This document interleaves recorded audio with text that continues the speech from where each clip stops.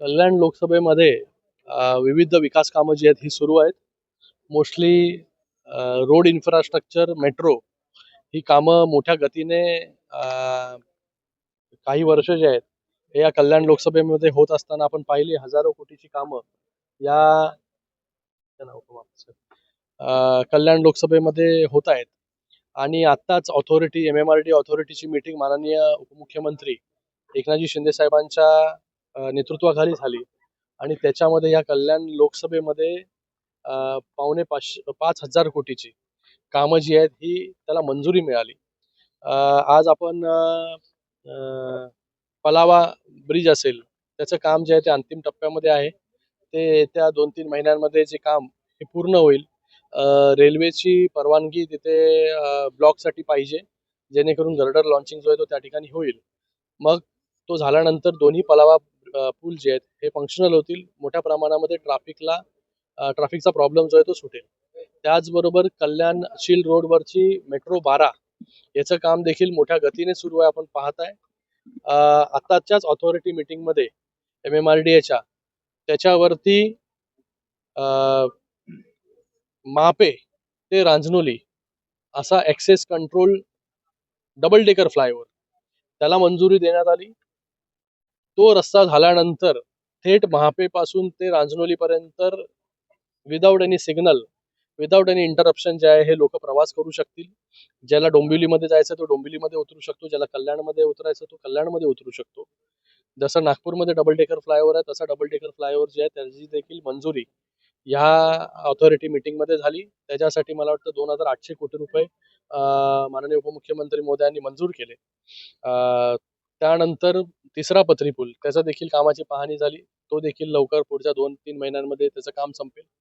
आता आपण सेगमेंट 3 कल्याण रिंग रोडच्या तिथे आहोत आणि याची देखील पाहणी झाली. याचं काम चालू आहे. लँड ॲक्विजिशन मध्ये काही प्रमाणामध्ये जे आहे लँड ॲक्विजिशन झालेलं आहे, काही प्रमाणामध्ये लँड ॲक्विजिशन झालेलं नाहीये.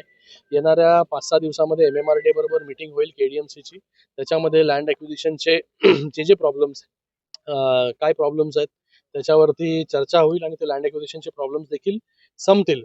तर तो सेगमेंट 3 जो दुर्गाडीपासून ते मोठागावपर्यंत आहे. आणि त्यानंतर कालच्याच ऑथॉरिटी मीटिंगमध्ये सेगमेंट 2 ला देखील मंजुरी मिळालेली आहे. हा सेगमेंट 2 हा काटई नाक्यापर्यंत त्या ठिकाणी जातोय. सेगमेंट 2चं जेव्हा काम पूर्ण होईल काटईपासून ते टिटवाळ्यापर्यंत विना अडथळा जो आहे लोकांना प्रवास जो आहे हा करू शकतो. आज तासन-तास लोकांना लागतात, काही मिनिटांमध्ये हा प्रवास पूर्ण होईल. त्याचबरोबर काटई ऐरोली हा जो फ्रीवे आहे जो आज मुंब्र्यापर्यंत झालेला आहे बाय जंक्शनपर्यंत त्याला देखील 900 कोटी रुपये या ऑथॉरिटीने झालेले. लँड ॲक्विजिशन सकट लँड ॲक्विजिशनमध्ये पैसे लागणार नाही. तर तो काटई ऐरोली हा जेव्हा मार्ग पूर्ण होईल तेव्हा ऐरोलीपासून ते काटईपर्यंत 15-20 मिनिटामध्ये जे आहे लोक पोचू शकतात. त्याचबरोबर जे मेट्रो 12 फ्लायओव्हर आपण करतोय, कल्याण फाट्याला जी ट्रॅफिक होती तिथे एक अंडरपास करा अशा देखील सूचना ज्या आहेत MMRDAला केलेल्या आहेत. ते भविष्यामध्ये ते अंडरपास देखील त्या कल्याण फाट्याला होईल, जेणेकरून ट्रॅफिकची समस्या जी आहे ती मोठ्या प्रमाणामध्ये त्या ठिकाणी पूर्णपणे मी बोलतो नाहीशी होईल. तर अशा प्रकारचं डेव्हलपमेंट जे आहे त्या ठिकाणी सुरू आहे.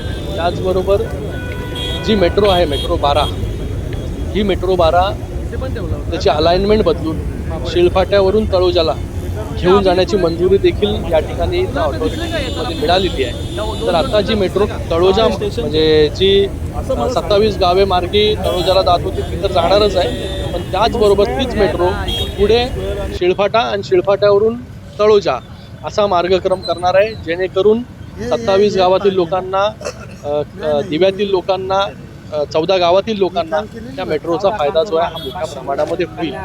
तर एकंदरीत मोठ्या प्रमाणामध्ये कामं जी आहेत या कल्याण लोकसभेमध्ये सुरू आहेत. पुढच्या काही वर्षांमध्ये जे आहे हे आपल्याला हे पूर्ण कल्याण लोकसभेमधील दळणवळण व्यवस्था जी आहे ही पूर्णपणे बदललेली आपल्याला पाहायला मिळेल. हे का करतोय? कारण की रेल्वेवरती येणारा जो लोड आहे मोठ्या प्रमाणामध्ये जे आहे रेल्वेवरती विसंबून लोकांना लावावं लागतं. हे सगळे ऑल्टरनेट मोड ऑफ ट्रान्सपोर्ट जेव्हा पूर्ण होतील तेव्हा मोठ्या प्रमाणामध्ये लोक गाडीनी आणि त्याचबरोबर मेट्रोनी प्रवास जो आहे तो त्या ठिकाणी करतील. त्याचबरोबर दुर्गाडीवरून उल्हासनगर अंबरनाथ हा मेट्रो 5A हा देखील प्रकल्प मंजूर झालेला आहे. हा दुर्गाडी पासून ते उल्हासनगर अंबरनाथ पर्यंत हा मेट्रो मार्ग जातोय, त्याला आपण 5A म्हणतोय, त्याला देखील मंजुरी मिळालेली आहे.